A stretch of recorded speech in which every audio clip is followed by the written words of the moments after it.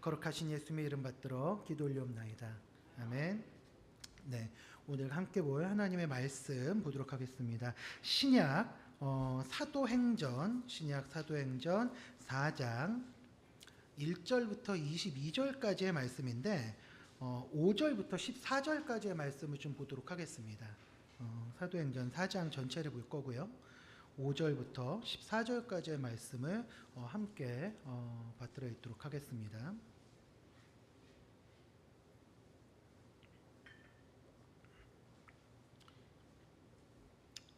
교독하도록 하겠습니다. 이튿날 관리들과 장로들과 서기관들이 예루살렘에 모였는데 대제사장 안나스와 가야바와 요한과 알렉산더와 및 대제사장의 문중이 다 참여하여 사도들의 가운데 세우고 묻되 너희가 무슨 권세와 누구의 이름으로 이 일을 행하였느냐. 이에 베드로가 성령이 충만하여 이르되 백성의 관리들과 장로들아, 만일 병자에게 행한 착한 일에 대하여 이 사람이 어떻게 구원을 받았느냐고 오늘 우리에게 질문한다면 너희와 모든 이스라엘 백성들은 알라. 너희가 십자가에 못 박고 하나님이 죽은 자 가운데서 살리신 나사렛 예수 그리스도의 이름으로 이 사람이 건강하게 되어 너희 앞에 섰느니라. 이 예수는 너희 건축자들의 버린 돌로서 집 모퉁이의 머릿돌이 되었느니라. 다른 이로서는 구원을 받을 수 없나니 천하 사람 중에 구원을 받을 만한 다른 이름을 우리에게 주신 일이 없음이라 하였더라. 그들이 베드로와 요한이 담대하게 말함을 보고 그들을 본래 학문 없는 범인으로 알았다가 이상히 여기며 또 전에 예수와 함께 있던 줄도 알고 또 병 나은 사람이 그들과 함께 서 있는 것을 보고 비난할 말이 없는지라. 아멘. 네. 오전 예배 때 담임 목사님께서 광고를 해주셨듯이 이번 2월 달은 우리 교육자들이 돌아가면서 말씀을 좀 섬기기로 했습니다. 특별히 우리 교회 표어가 다함 없는 하나님의 은혜 아니겠습니까? 그래서 그것과 관련된 말씀을 나누고 그리고 또 각 부서 사역자들이 그 기도 제목을 또 부서의 기도 제목을 놓고 함께 기도하는 시간을 좀 가지려고 합니다. 그래서 뭐 좀 우스갯소리로 매도 일찍 맞는 게 낫다고 그래서 제가 먼저 하게 됐고요. 오늘은 특별히 저희 중고등부하고 저와 또 저희 선생님들 위해서 기도의 힘을 좀 많이 실어주시면 감사하겠습니다.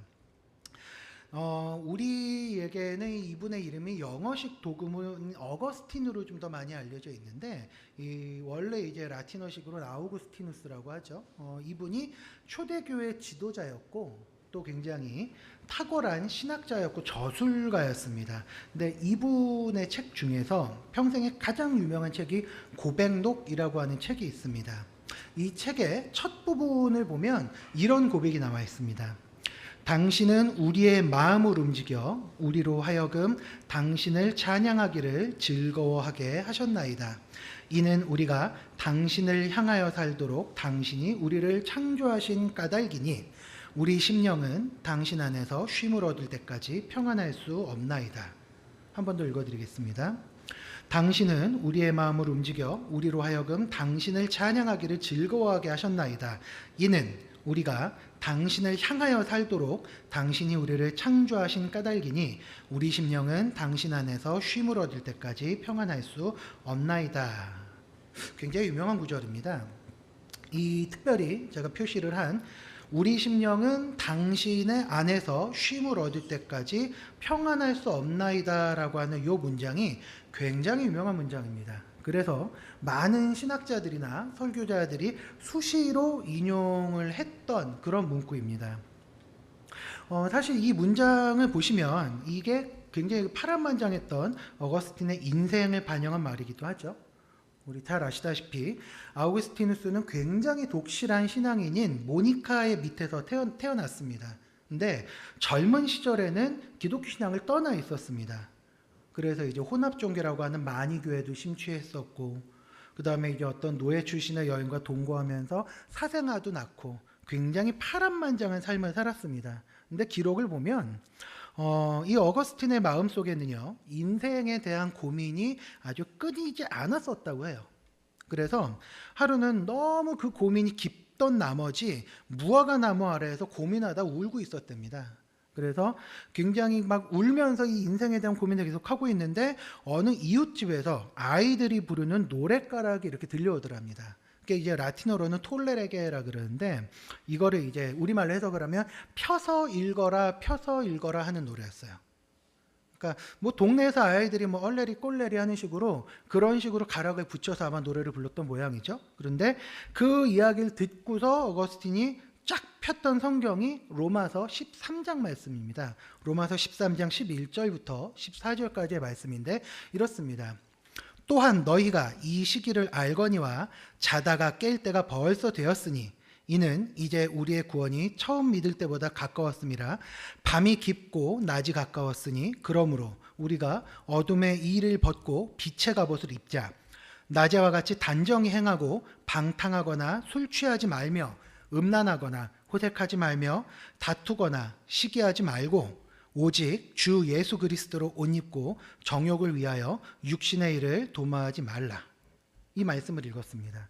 이 말씀을 읽고서 어거스틴이 극적인 회심을 했다고 해요.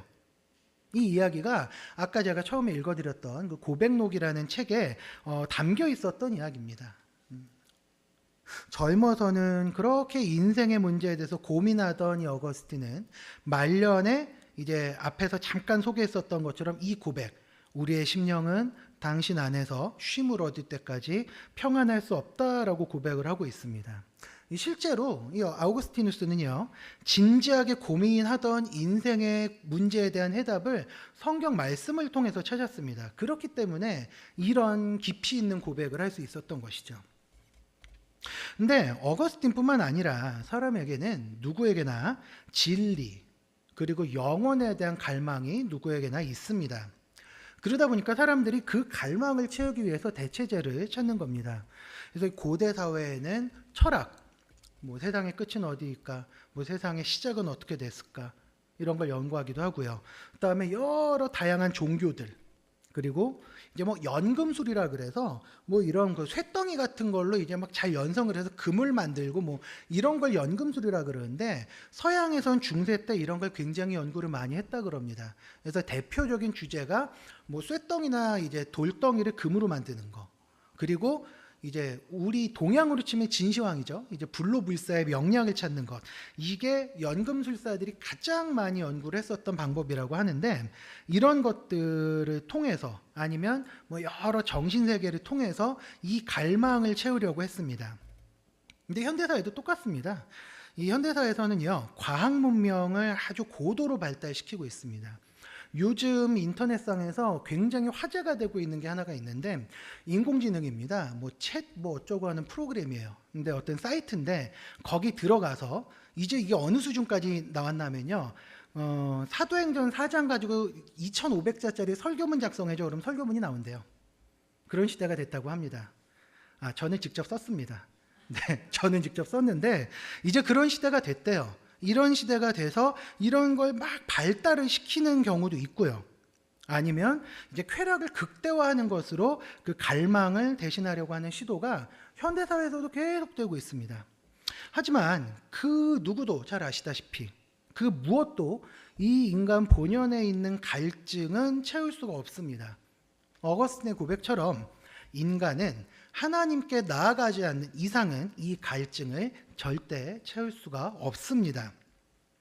2010년대 이후부터 등장했던 단어가 하나가 있습니다. 힐링이라고 하는 단어인데 아마 어르신들도 다 들어보셨을 거라고 생각을 합니다. 뭐만 했다면 요즘 힐링이라는 말이 그렇게 많이 나오죠. 이게 이제 그 고치다라는 이제 영어 단어인데 사람들이 그만큼 위로받고 싶어 한다는 걸 보여주는 뜻입니다.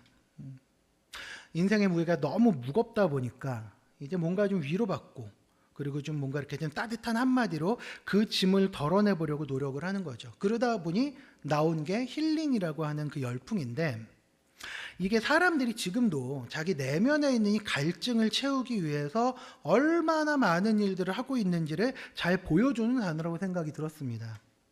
뭐 어떤 사람들은 이제 자기들만의 신을 만들어서 그 신들에게 자기의 갈증을 풀어달라고 기도를 하죠. 이런 종교의 대표적인 게 힌두교하고 일본의 신토입니다. 그 일본 같은 경우에는 지역마다 이제 신사가 다 있는데 거기에 이제 모시는 신들이 다 있다고 합니다. 그러니까 예를 들어서 이런 식이죠. 어떤 마을에서 제가 굉장히 헌신적인 봉사를 하면서 목숨을 다 바쳐서 이제 이렇게 살다가 딱 죽으면 그 사람들이 저를 신사의 신으로 복납을 하는 거예요. 이런 식으로 하다 보니까 이 신사에서 모시는 신으로 모시는 인물들이랑 뭐 신화 속 인물들 이런 것들을 합하면 한 800만 정도 나온다고 합니다. 굉장히 다양하죠. 뭐 힌두교도 동네마다 뭐 신이 하나씩 다 있다 그러죠. 그러고요.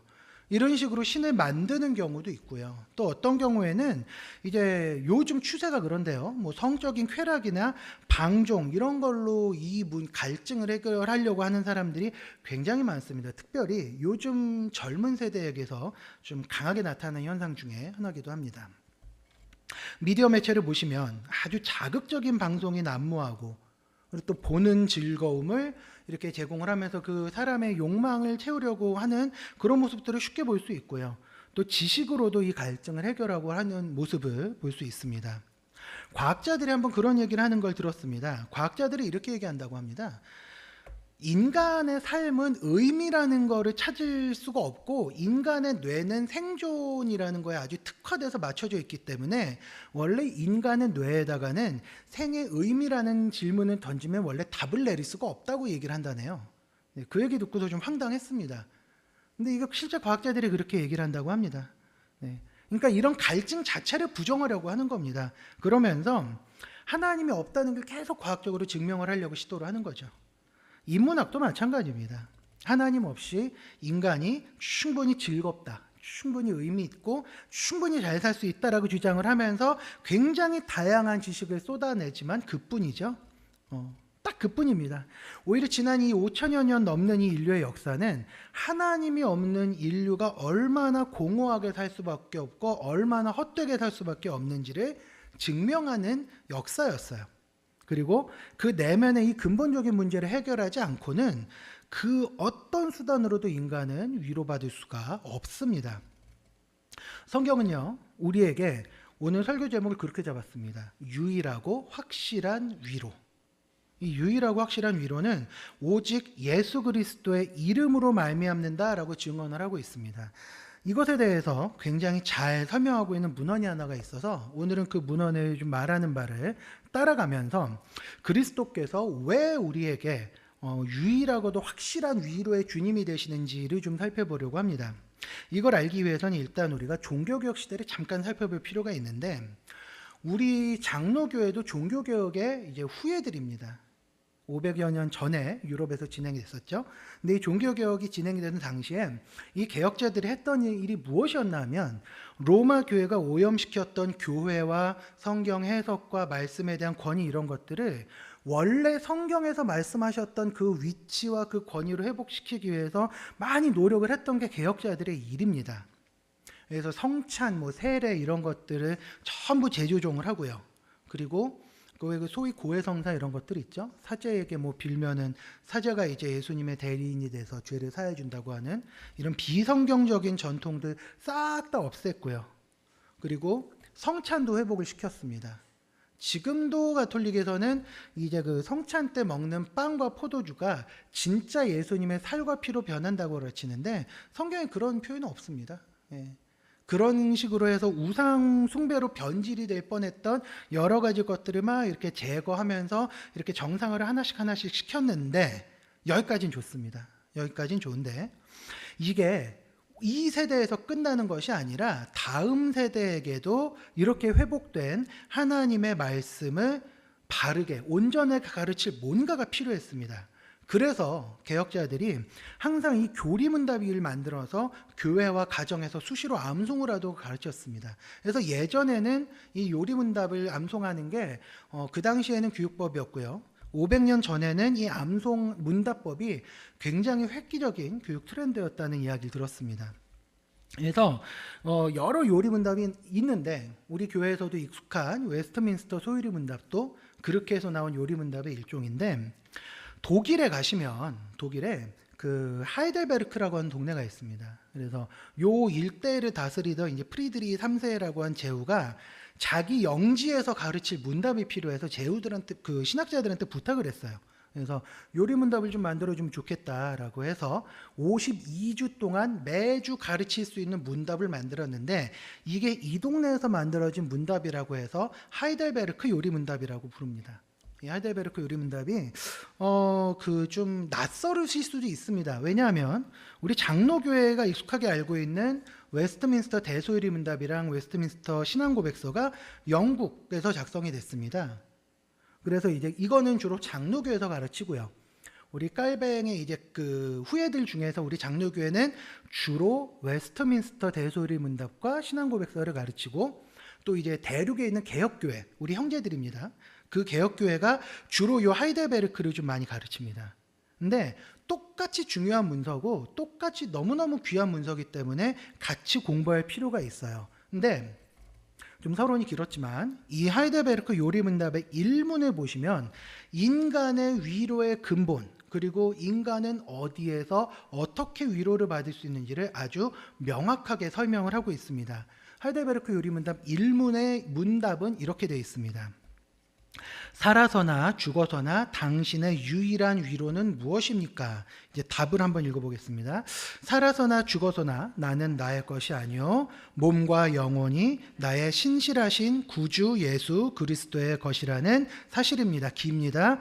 주께서는 그의 보배로운 피로 나의 모든 죄값을 완전히 치르시고 나를 사탄의 모든 권세에서 해방하셨습니다. 또한 하늘에 계신 아버지의 뜻이 아니면 머리카락 하나도 상하지 않도록 나를 지켜주십니다. 참으로 이 모든 것이 합력하여 나의 구원을 이룹니다. 내가 주의 것이기에 주께서는 그분의 성령님으로 말미암아 내게 영원한 생명이 있음을 확신하게 하시고 이제부터는 마음을 다하여 기꺼이 주를 위하여 살도록 하십니다.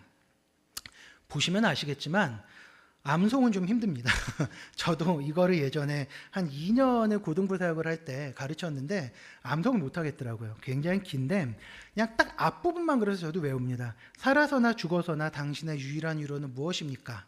살아서나 죽어서나 나는 나의 것이 아니오 몸과 영혼이 나의 신실하신 구주 예수 그리스도의 것이라는 사실입니다. 여기까지만 암송하시면 사실은 되는 것 같습니다. 뒷부분은 이거에 대해 설명을 하고 있는 건데 살아서나 죽어서나 우리 성도님들의 유일한 위로가 무엇이라고 합니까?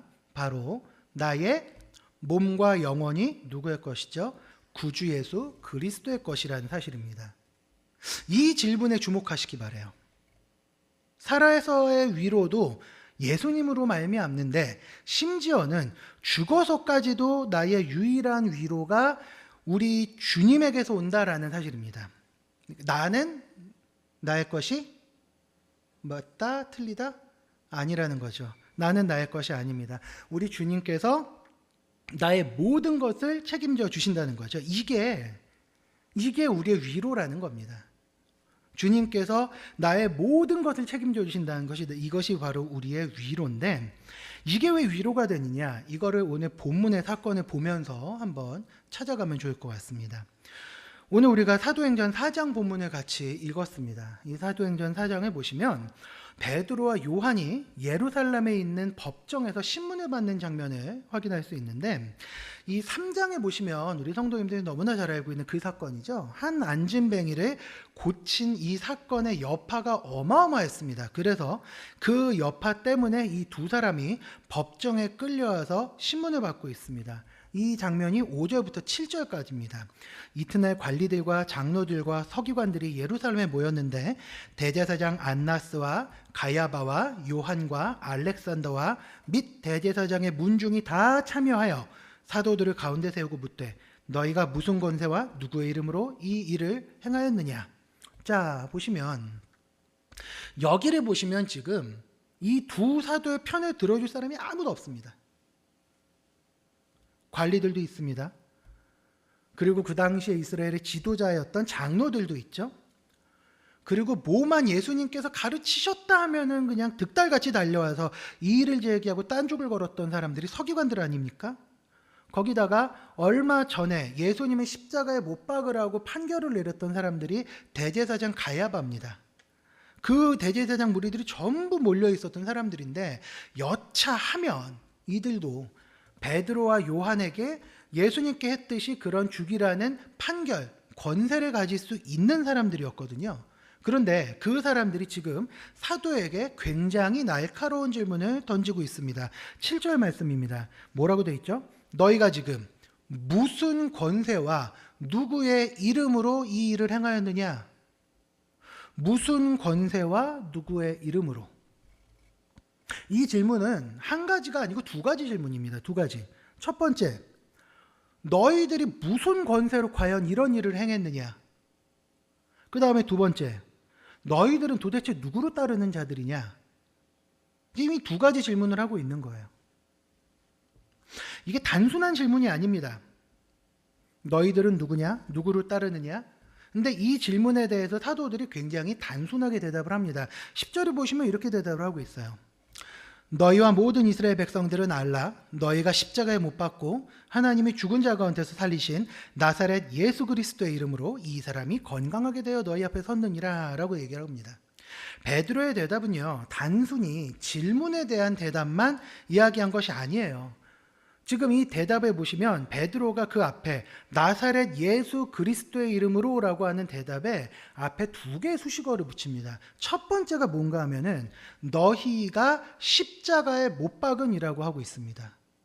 너희가 십자가에 못 박은. 너희 제사장들이 얼마 전에 판결을 내려서 십자가에 못 박았고 이 자리에서 사도들, 우리 사도의 말을 듣고 있는 너희 모든 사람들, 하나님 앞에서 범죄한 너희 모든 사람들이 예수님을 얼마 전에 죽였던 공범 아니냐? 고발하는 말이에요. 너희가 십자가에 못 박았던 그 예수 그리스도. 이 사람들 성경의 전문가입니다. 언젠가 하나님께서 메시아를 보내셔서 언약을 갱신하고 이스라엘을 회복시킬 것이다. 요즘 수요 예배 때마다 에스겔 강해 하시잖아요. 그 보시면은 언약을 분명히 하나님께서 갱신하실 것이라고 계속해서 말씀을 주셨어요. 언젠가 메시아가 내려올 거라는 거 누구보다 잘 알고 있던 사람들이 이들인데 그런 자들이 그분을 못 알아봤습니다. 심지어는 니들이 알아보기는커녕 너희들이 그분을 지금 죽이지 않았느냐라고 얘기를 하고 있어요. 즉 너희들 모두는 죄인이고 너희 같은 죄인 때문에 예수님이 오실 수밖에 없었다라고 지금 사도가 이들을 고발하고 있는 말이 바로 수식어 첫 번째 너희가 십자가에 못 박은입니다. 두 번째 수식어 볼까요? 두 번째 수식어가 하나님이 죽은 자 가운데 살리신. 하나님이 죽은 자 가운데서 살리신. 신학에서 예수님에 대해서 어떻게 진술합니까? 예수님은 참 사람이시고 참 하나님이십니다. 즉 신성과 인성이 연합된 분이시다라고 표현을 합니다. 좀 어려운 표현인데 어쨌든 이 참 하나님 예수님께서는 진짜 사람이세요. 참 사람이십니다. 그리고 또한 진짜 하나님, 참 하나님이세요. 그분이 우리 죄를 위해서 오셔서 돌아가셔서 우리 죄를 다 도말을 하시고요. 그렇게 해주셨고 십자가에서. 그리고 성부 하나님께서 예수님을 죽은 자 가운데서 살리심으로 말미암아 우리를 위한 구원 사역이 완성이 됐다는 거죠. 그래서 성도님들이 우리의 신앙을 고백할 때에는 그냥 예수님의 십자가 죽음만 고백하신 반쪽입니다. 십자가와 함께 반드시 고백하셔야 됐거든요. 십자가와 부활신앙이에요. 죽은 자 가운데서 살리신 분, 성부께서 죽은 자 가운데 살리신 그 성자께서 이 부활로 말미암아 구원을 완성하시고 예수님께서 부활의 첫 열매가 되신 겁니다. 우리 죄를 온전히 사하셨고 우리를 구원하셔서 하나님의 자녀가 되게 하시고 영생을 누리도록 하셨어요. 그러니까 이 사도가 나사렛 예수 그리스도의 이름으로라고 하지 않고 앞에 수식어를 붙인 게 이걸 좀 다 포괄해서 설명한 건 함축되어 있는 겁니다. 그래서 나사렛 예수 그리스도의 이름으로가 아니라 너희가 십자가에 못 박았고 하나님께서 죽은 자 가운데서 살리셨다라는 이름으로 길게 설명을 한 겁니다. 거기에다가 이 사도가 마지막으로 결정적인 한마디를 남깁니다. 그게 12절 말씀입니다. 같이 한번 읽어보겠습니다. 다른 이로서는 구원을 받을 수 없나니 천하 사람 중에 구원을 받을 만한 다른 이름을 우리에게 주신 일이 없음이라 하였더라. 사실은 지난주에 이 본문을 가지고 하나바이블 공과가 진행이 돼가지고 저희 3장이었는데 일부러 요 본문을 가지고 아이들한테 설교를 했습니다. 그러면서 니들 이거 꼭 외워라라고 얘기를 했어요. 요 4장 12절 말씀. 다른 이로서는 구원을 받을 수 없나니 천하 사람 중에 구원을 받을 만한 다른 이름을 우리에게 주신 일이 없음이라 하였더라. 네, 이 말씀을 꼭 좀 외우시면 참 좋겠다. 권면을 좀 드리는데 이 말을 이제 사도가 최종적으로 덧붙인 겁니다. 왜? 그분의 권세만이, 그분의 이름만이, 그러니까 예수님도 구원하시는 분이 아니에요. 예수님만이에요. 예수님만이, 그분의 권세만이, 그분의 이름만이 우리를 구원하기 때문에 예수님 이외의 다른 곳에는 구원이 없다라는 겁니다. 이게 아까 길게 읽었던 그 하이델베르크 요리문답에서 그 증언하는 그의 보배로운 피로 나의 모든 죄값을 치르시고 나를 사탄의 모든 권세에서 해방하신이라고 설명을 하거든요. 이 분께만 구원이 있다는 거예요. 이러한 베드로와 요한의 증언을 들은 대제사장 무리들이 사도를 위협합니다. 18절을 보시면 예수의 이름으로 말하지도 말고 가르치지도 말라라고 협박을 합니다만 사도들이 오히려 더 담대하게 나옵니다. 19절입니다. 베드로와 요한이 대답하여 이르되 하나님 앞에서 너희의 말을 듣는 것이 하나님의 말씀을 듣는 것보다 옳은가 판단하라. 그리고 20절에는 또 심지어는 이렇게까지 얘기해요. 우리는 보고 들은 것을 말하지 아니할 수 없다. 우리는 보고 들은 것을 말하지 아니할 수 없다. 근데 잘 아시죠? 우리 베드로하고 요한은 어떤 사람들입니까? 베드로는 예수님께서 잡히시던 날 밤에 저 사람 모릅니다라고 부인을 3번이나 했던 사람이에요. 헬라 원문 보면은 어떤 성경에서는 저주했다고까지 얘기를 합니다. 뭐 우리식으로 얘기하면 뭐 내가 제 사람을 알면 뭐 성을 간대느니 뭐 장을 지지느니 하는 식으로 아마 과장해서 표현을 했겠죠 아마. 그렇게까지 예수님은 모른다고 부인을 했었던 사람이었고요.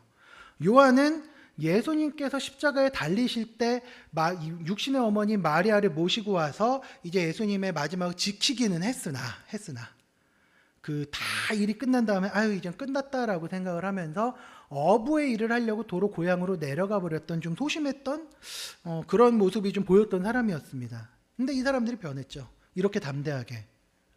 왜요? 예수님의 죽으심과 부활과 승천을 목격했기 때문입니다.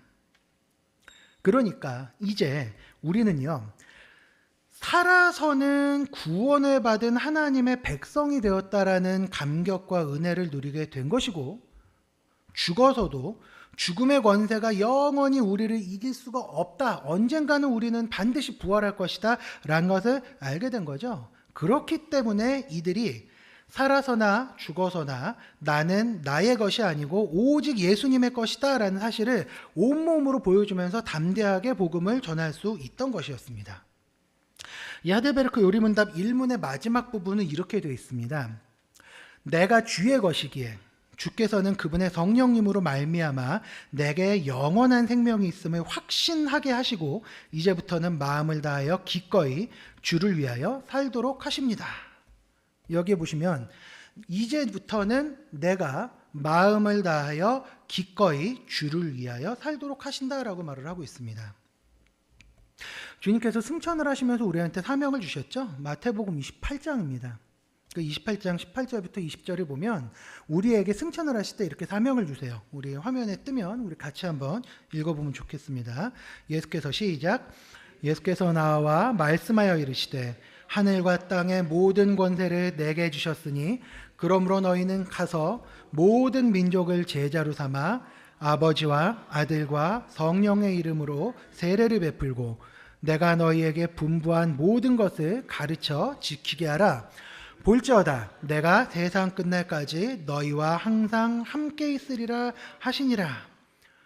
네, 이 세상이 진정한 위로를 찾기 위해서 그렇게 애를 쓰고 여러 가지 헛된 시도들을 할 때 하나님께서는 우리에게 은혜를 부어주시고 우리에게 갈망을 채워주셨습니다. 근데 이것만으로도 큰 은혜인데 여기서 그치지 않으시고 이제는 이 은혜를 누리지 못하는 이들에게 주님의 이름을 전하고 가르치라고 사명도 부어주신 거예요. 근데 우린 너무나 잘 알죠. 이게 우리 힘만으로는 감당이 안 돼요.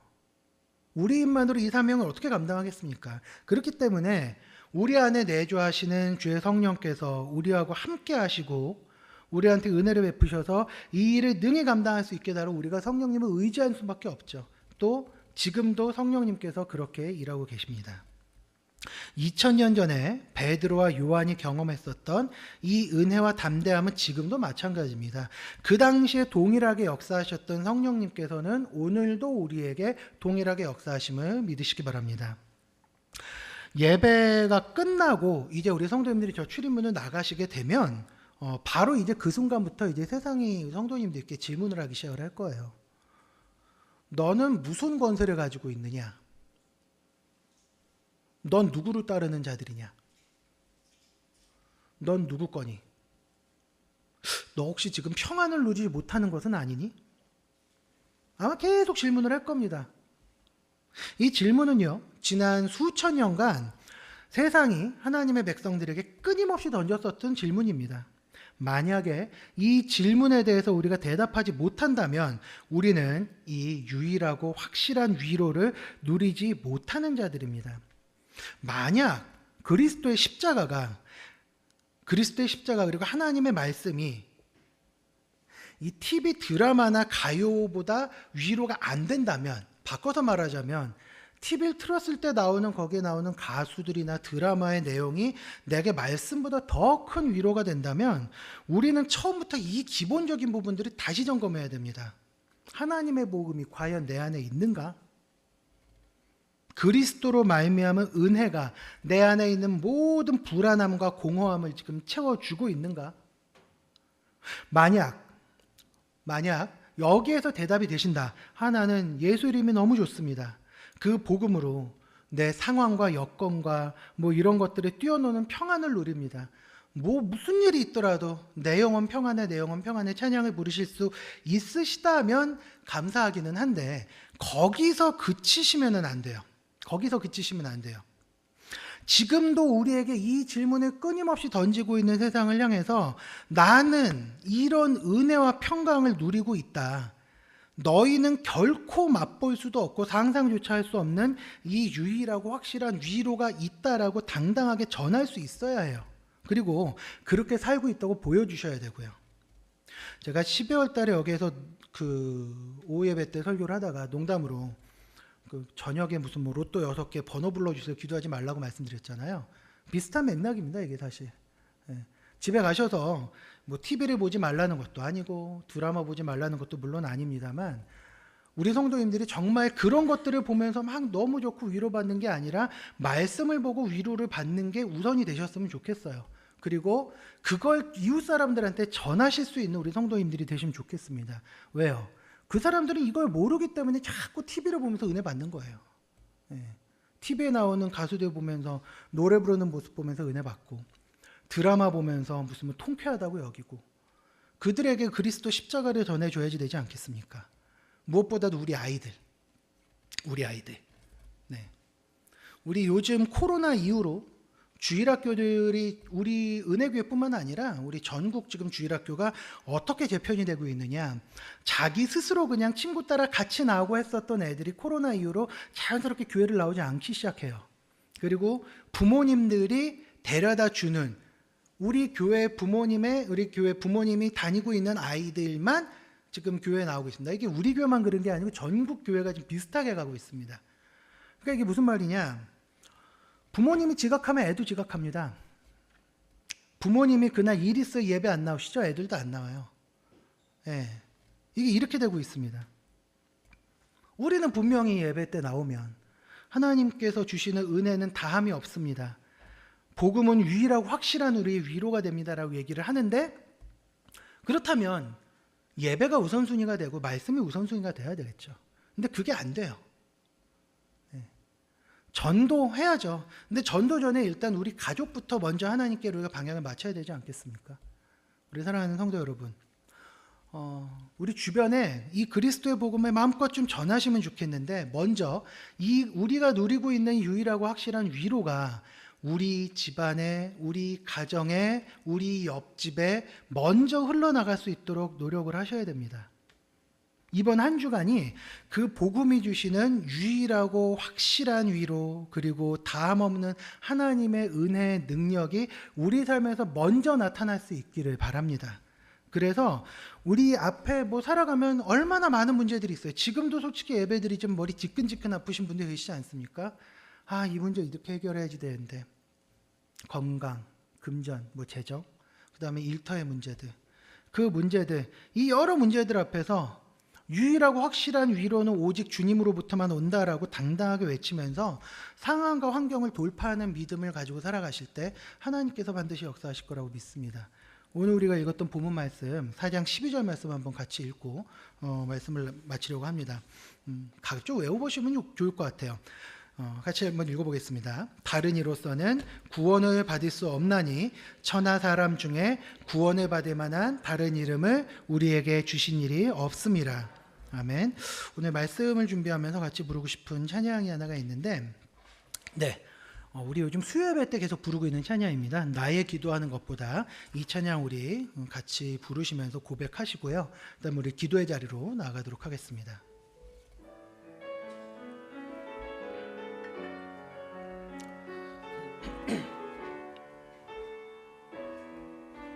찬양합니다. 나의 기도하는 것보다, 나의 기도하는 것보다 더욱 응답하실 하나님, 더욱 응답하실 하나님, 나의 생각하는 것보다, 생각하는 것보다 더욱 이루시는 하나님, 더욱 이루시는 하나님, 우리 가운데 역사하신, 가운데 역사하신 능력대로 우리들의 간구함을 넘치도록 능히 하실 주님께 모든 영광과 존귀 찬양과 경배를 돌릴지어다. 모든 영광과 존귀 찬양과 경배를 돌릴지.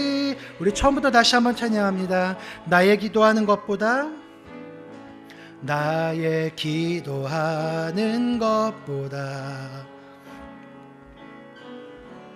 더욱 응답하실 하나님, 나의 생각하는 것보다 더욱 이루시는 하나님, 우리 가운데 역사하신, 가운데 역사하신 능력대로 우리들의 간구함을 넘치도록 능히 하실 주님께 모든 영광과 존귀 찬양과 경배를 돌릴지어다. 모든 영광과 존귀 찬양과 경배를 돌릴, 모든 영광과 존귀 찬양과, 모든 영광과 존귀 찬양과 경배를 돌릴지어다. 모든 영광과 존귀 찬양과 경배를 돌릴지어다. 사랑하는 성도 여러분, 우리 성도님들은 무엇으로 평안과 만족을 느끼십니까? 지금 그 평안과 만족을 무엇으로 느끼냐는 질문에 말씀이 아니라 뭔가 다른 게 떠오른다면 우리가 평안과 만족을 느끼는 것은 그겁니다. 성경이 아니고 예수님의 말씀이 아닌 거예요.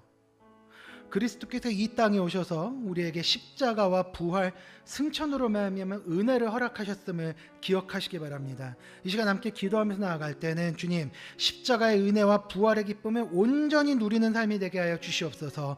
비록 지금 우리를 괴롭히고 있는 여러 가지 문제들이 참 어렵고 힘들지만 그 문제가 우리를 영원히 괴롭힐 수 없다는 것을 고백합니다라고 선포하시면서 하나님, 그리스도의 십자가와 부활로 말미암은 다함 없는 하나님의 은혜를 온전히 누리게 해달라고 이 시간 마음을 모아서 합심해서 기도하면서 나아가겠습니다. 기도하겠습니다.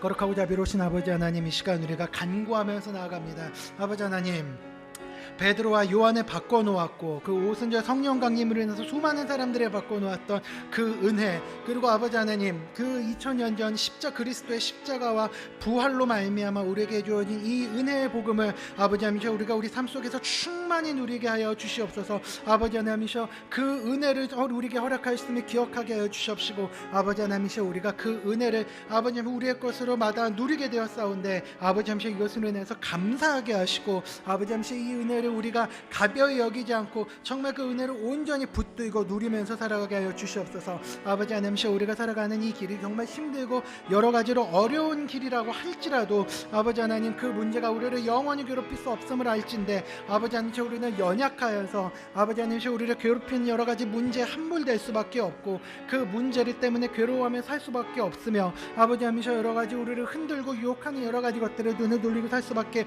없음 또한 기억합니다. 아버지 하나님, 이 시간 역사하여 주시옵시고 그 은혜의 십자가의 복음이, 다함없는 하나님의 은혜의 십자가의 복음이 우리 삶을 온전히 주장하도록 주님 인도하시고 함께하여 주시옵소서. 주님께서 함께하여 주시옵시고 그 은혜를 충만히 받아 누리는 모든 수서은혜 교회 성도들이 될 수 있도록 주님 은혜 베풀어 주시고 역사하시고 함께하여 주시옵소서. 이 시간 또 한번 기도하겠습니다. 우리가 받은 복음을 우리만 알고 우리만 누리고 이런 것으로 그치지 않기를 원합니다. 우리 이웃에게 적극적으로 전할 수 있어야 되겠습니다. 먼저는 우리가 믿지 않는 가족이 있다면 그 가족에게 먼저 복음을 전하고 또 우리 다음 세대에게 이 복음이 온전히 전수되게 해달라고 기도해 주셨으면 좋겠습니다. 특별히 우리 성도님들 꼭 기도해 주셨으면 좋겠습니다. 우리 조국교회를 위해서 같이 기도해 주시기 바랍니다. 이 조국교회가 십자가 복음이 아니라 돈과 권력에 취한 것 같은 모습을 너무 우리가 자주 보는데, 이 한국교회, 우리 조국교회가 십자가 복음을 붙들게 하시고 이제 다른 사람들한테 손가락질을 하고 더 높은 자리를 탐하고 이런 것이 아니라 낮은 자리에서 섬기고 정말 삶으로 복음의 능력을 보여주는 교회들로 회복되고 이 사회에서 다시 신뢰를 회복하는 한국, 우리 조국교회가 되게 해달라고 기도해 주셨으면 좋겠어요. 우리 가족들에게 복음이 흘러가게 해달라고, 우리 이웃에게, 다음 세대에게 복음이 흘러가게 해달라고, 우리 한국교회, 우리 조국교회 하나님의 복음이 충만하게 해달라고 이 시간에 함께 목소리 모아서 기도하면서 나아가겠습니다. 기도하겠습니다.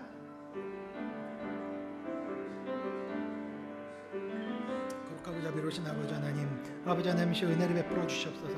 우리가 이 귀한 복음, 이 좋은 복음을 우리가 받고 누리지만 아버지 하나님, 이것이 우리 안에서 그치는 것이 아니라, 우리 안에서 서로 그냥 좋은 것으로 그치는 것이 아니라 우리가 이 복음을 우리 이웃에게 적극적으로 좀 전해야 하겠습니다. 아버지 하나님, 예수 그리스도를 믿는 이웃에게 아버지 하나님, 우리가 복음을 전할 수 있기를 원합니다. 아버지 하나님, 우리가 우리 예수 그리스도의 복음을 모르는 우리 가족들이 있다면, 친척들이 있다면 아버지 하나님, 그들에게 이 복음이 흘러가게 하여 주시옵소서. 우리 가족들 중에 아직 이 복음의 능력과 복음의 은혜를 아직 모르는 이들이 있다면, 교회 마당은 밟지만 아직 이 복음의 은혜의 감격을 누리지 못하는 이들이 있다면 아버지 하나님, 그들에게 먼저 십자가 복음의 은혜가 흘러가게 하여 주시옵소서. 아버지 하나님, 그리고 아버지 하나님, 우리 특별히 간구없기는 우리 다음 세대들에게 하나님의 복음이 흘러가기를 원합니다. 아버지 하나님, 우리 다음 세대들이 학원에 가고 영단어 수학 공식 외우는 것도 중요하겠지만 그거보다 더 중요한 것이 생명의 복음, 생명을 살리는 복음이 있다는 것을 기억하게 해주시옵시고,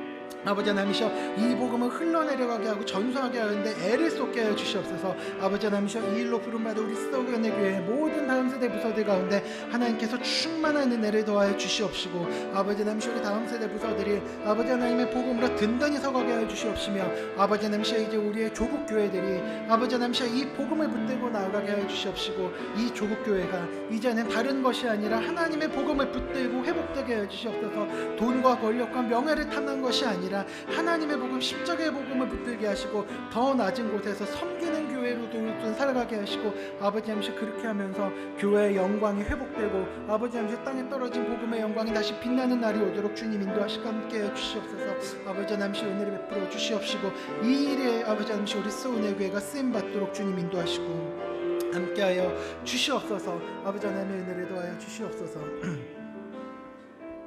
이 시간에 한 번 더 기도하면서 마무리하겠습니다. 우리 다음 세대를 위해서 기도를 한 번 더 부탁을 드리겠습니다.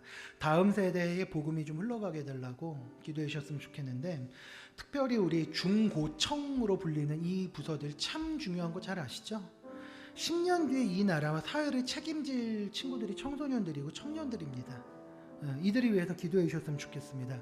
특별히 우리 중고등학생들을 위해서는요, 이 모든 교육이 이제 입시에 몰입이 돼 버리고요. 그리고 어른들이 돈과 쾌락에 목숨을 거니까 애들도 똑같이 지금 배워갑니다. 애들도 돈이 전부라서 애들도 주식 투자해 하고 있고요. 주식이 나쁜 건 아니지만 애들이 주식에 그냥 목숨을 걸어요. 그리고 애들도 어른들에 따라서 쾌락이 전부로 여기고 있습니다. 이 세대를 긍휼하게 해달라고 좀 기도해 주셨으면 좋겠어요. 우리 아이들이 입시, 돈, 이런 게 아니라 하나님과 이웃을 향한 하나님의 비전을 품을 수 있으면 얼마나 감사하겠습니까? 그게 우리 아이들의 비전이 되게 해달라고 기도해 주시고, 이 시간에 특별히 각 가정에 있는 자녀들, 다음 세대를 위해서 기도해 주시기 바랍니다. 그리고 한 가지만 더 부탁을 드리겠습니다. 우리 청소년부 위해서 꼭 기도 좀 부탁드리겠습니다. 우리 선생님들 몇 분 안 됩니다. 우리 선생님들, 우리 부장 선생님이 김현정 선생님, 또 정성민 선생님, 김현중 선생님, 그 다음에 우리 또 보조 이제 교사 겸 청년 선생님으로 찬양 인도로 섬기는 조성한 선생님, 조연한 선생님 있고요. 그리고 또 우리 일부 예배 반주하시는 우리 최혁배 집사님도 또 반주로 또 이렇게 같이 섬겨주고 계십니다. 우리 오늘은 이제 좀 특별한 날이니까 다음 세대 위해서 기도하실 때 우리 청소년부, 우리 저랑 우리 선생님들 위해서 한번 좀 기도 좀 꼭 좀 부탁드리겠습니다. 그렇게 해서 기도해 주시고, 올 한 해 저희는요, 우리 청소년부 아이들이 영적으로 좀 많이 성장하고 단단해져 가는 게 목표입니다. 그래서 이번 토요일날 MT가 있는데 애들이 서로끼리 낯을 가려가지고 서로 대화도 잘 안 해요. 그래서 MT를 통해서 애들이 최소한 말은 좀 섞었으면 하는 게 저희 목표인데, 우리 MT를 위해서도 꼭 좀 기도 좀 부탁드리고 싶습니다. 이 시간에 우리 다음 세대를 위해서 기도해 주시고요. 우리 청소년부 위해서, 그리고 저희 이번 토요일에 있는 MT를 위해서, 하룻밤 잡니다 교회에서 행사를 위해서 마지막으로 기도 좀 부탁드리겠습니다. 같이 기도하겠습니다.